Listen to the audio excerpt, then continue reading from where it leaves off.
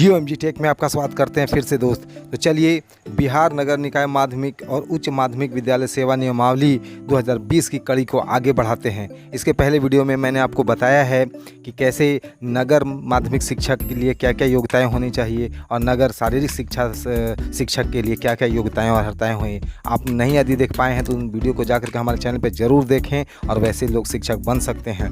ये कड़ी हम बढ़ते रहेंगे। आज हम बताने जा रहे हैं कि नगर माध्यमिक उच्च माध्यमिक शिक्षक और पुस्तकालय अध्यक्ष और प्रधान अध्यापक को कौन कौन से अवकाश देय होंगे, यानी कि आकस्मिक अवकाश, चिकित्सा अवकाश, विशेष अवकाश, मातृत्व अवकाश, पितृत्व अवकाश, अर्जित अवकाश और असाधारण अवकाश के बारे में गहन जानकारी आपको हम दे रहे हैं, जो आने वाले समय में आपको काम देगा। तो चलिए ये दिखाते हैं कि अवकाश के संबंध में। तो इस वीडियो में मेरे साथ अंत तक बने रहिए, बहुत महत्वपूर्ण जानकारी देने जा रहे हैं। हमारे चैनल को जरूर सब्सक्राइब कर लें, नहीं किए हैं तो अभी तुरंत सब्सक्राइब कर लीजिए, जोड़िए और जुड़िए। चलिए आपको दिखाते हैं अवकाश, यानी नगर माध्यमिक शिक्षक, नगर उच्च माध्यमिक शिक्षक, नगर पुस्तकालय अध्यक्ष और प्रधानाध्यापक को कौन कौन से अवकाश दें होंगे। आज चलिए आगे बताते हैं। तो पहला देखिए, आकस्मिक अवकाश। बहुत लोगों को कन्फ्यूजन रहती है कि आकस्मिक अवकाश कितने दिनों का मिलेगा। इस वर्ष से चेंज हो चुकी है, यानी एक कैलेंडर वर्ष में आपको 16 दिनों का आकस्मिक अवकाश अनुमान्य होगा। यह अवकाश एक साथ अन्य अवकाश सहित 10 दिनों के लिए, यानी बीच में कोई भी छुट्टी पड़ती है तो वो भी काउंट हो जाएगा इसमें, लिए ही देय होगा। 10 दिनों से अधिक का आकस्मिक अवकाश स्वीकृत नहीं किया जा सकेगा। विशेष अवकाश, यानी महिलाओं को जो विशेष अवकाश मिलता है महीने में, उसके संबंध में कहा गया है कि महिला प्रधान अध्यापक, शिक्षिकाओं, पुस्तकालय अध्यक्षों को प्रत्येक माह में 2 दिनों का विशेष अवकाश अनुमान्य होगा। 2 दिनों का ही मिलेगा। और मातृत्व अवकाश, मातृत्व अवकाश के संबंध में बहुत सारे कन्फ्यूजन लोगों को रहती है, तो इसमें दूर कर दिया गया है। और महिला प्रधान अध्यापक, शिक्षिका, पुस्तकालय अध्यक्ष 180 दिनों की मातृत्व अवकाश की हकदार होंगी, यानी 135 दिन से बढ़ा करके अब 180 दिन कर दिया गया है। इसका लाभ महिला शिक्षिकाओं को मिलेगा, पुस्तकालय अध्यक्षों को मिलेगा, प्रधान अध्यापकों को मिलेगा। लेकिन यह मातृत्व अवकाश मात्र पहले 2 संतानों के लिए देय होगा। बहुतों को कन्फ्यूजन रहती है, लेकिन 2 या से अधिक संतान रहने पर आपको नहीं दी जाएगी, यानी कि ये नियम कारगर नहीं होगा और आप इसका लाभ नहीं उठा सकेंगे। और आगे हम बात कर रहे हैं कि पितृत्व अवकाश। पहले ये प्रावधान नहीं दिया गया था, लेकिन पुरुष प्रधान अध्यापक, शिक्षक, पुस्तकालय अध्यक्ष 15 दिनों के पितृत्व अवकाश के हकदार होंगे और पितृत्व अवकाश का लाभ मात्र पहले 2 संतानों के लिए ही दिया जा सकेगा। चलिए अब बात करते हैं चिकित्सा अवकाश, यानी मेडिकल की। एक कैलेंडर वर्ष में 20 दिनों का मेडिकल लिया जा सकेगा, यानी चिकित्सा अवकाश लिया जा सकेगा।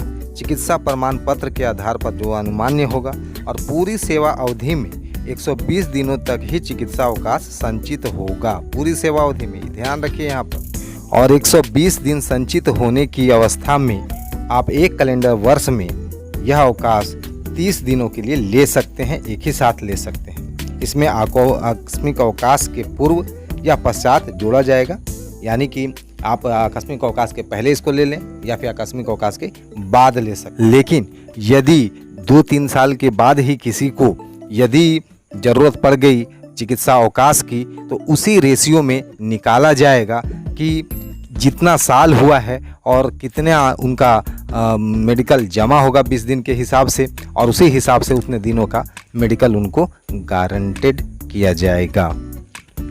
अब बात करते हैं अर्जित अवकाश की, यानी यर्न लीव की। शिक्षकों एवं पुस्तकालय अध्यक्षों को प्रथम 2 वर्ष की सेवा करने के उपरांत ही यह देय होगा। 2 वर्ष से पहले नहीं देय होगा। साथ ही हर वर्ष 11 दिनों की छुट्टी अर्जित करते हुए अधिकतम 120 दिनों तक संचित होगा, यानी हर साल आपको 11 दिन का अर्जित अवकाश मिलेगा। और पूरे सेवा काल में आप 120 दिन तक इसे जमा कर सकते हैं। 120 दिनों से अधिक अर्जित अवकाश होने पर वह स्वतः समाप्त हो जाएगा। प्रधान अध्यापक को भी यह अवकाश देय होगा, यानी उन्हें भी 11 दिन प्रति वर्ष के हिसाब से अर्जित अवकाश 120 दिनों के लिए दिया जा सकेगा। अब बात करते हैं अध्ययन अवकाश की। शिक्षक एवं पुस्तकालय अध्यक्ष को उनकी सेवा अवधि में अधिकतम 3 वर्ष के लिए अवैतनिक अध्ययन अवकाश अनुमान्य होगा, यानी 3 साल का अवैतनिक अवकाश से दिया जाएगा। इस अवकाश की अवधि को सेवा में टूट नहीं माना जाएगा। यह अवकाश योगदान के 3 वर्ष की न्यूनतम कालावधि पूर्ण करने के उपरांत ही देय होगा। यानी जैसे आप सर्विस ज्वाइन करते हैं उसके 3 साल के बाद ही आप स्टडी लीव ले सकते हैं, उसके पहले आपको देय नहीं होगा। साथ ही अध्ययन अवकाश उपभोग करने के लिए और उसके उपरांत संबंधित शिक्षक पुस्तकालय अध्यक्ष को एक नियत अवधि तक कार्य करना होगा और प्रधानाध्यापक को भी यह अवकाश देय होगा। यानी उन्हें भी 3 वर्ष पूरा करने के उपरांत 3 वर्ष के लिए अवैतनिक अध्ययन अवकाश देय हो। लेकिन इस हेतु प्रशासनिक विभाग द्वारा विस्तृत दिशा निर्देश अलग से निर्गत किए जाएंगे।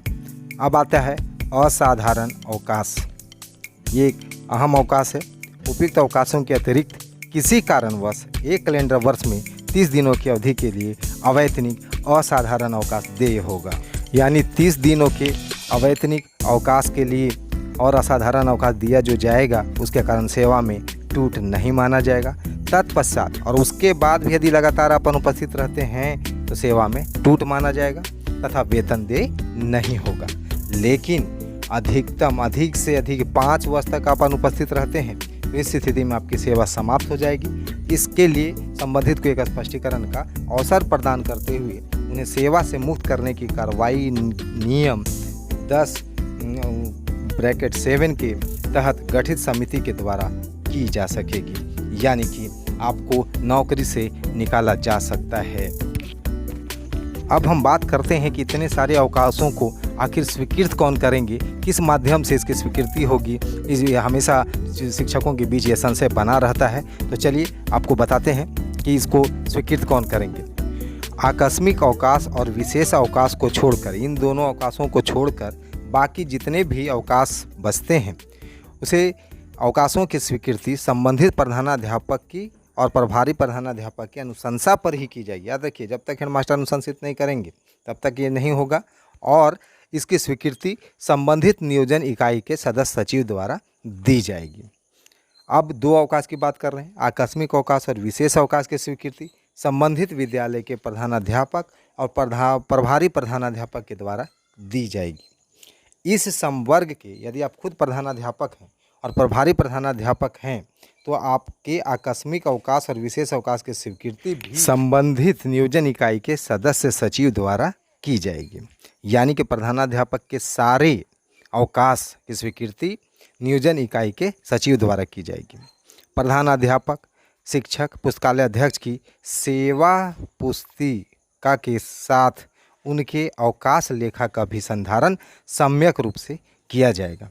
तो चलिए आप देख लिए कि विशेषावकाश और आकस्मिक अवकाश 2 की स्वीकृति प्रधानाध्यापक द्वारा की जाएगी। लेकिन यदि प्रधानाध्यापक हैं तो उन दोनों की भी स्वीकृति नियोजन इकाई के सदस्य द्वारा की जाएगी। तो एक बहुत महत्वपूर्ण सूचना आपको दिए हैं, इसको समय समय पर जरूर देखते रहिए। ये बहुत काम की चीज़ है। हमारे चैनल को जरूर लाइक करें, सब्सक्राइब करें, अधिक से अधिक लोगों को जुड़ें। धन्यवाद।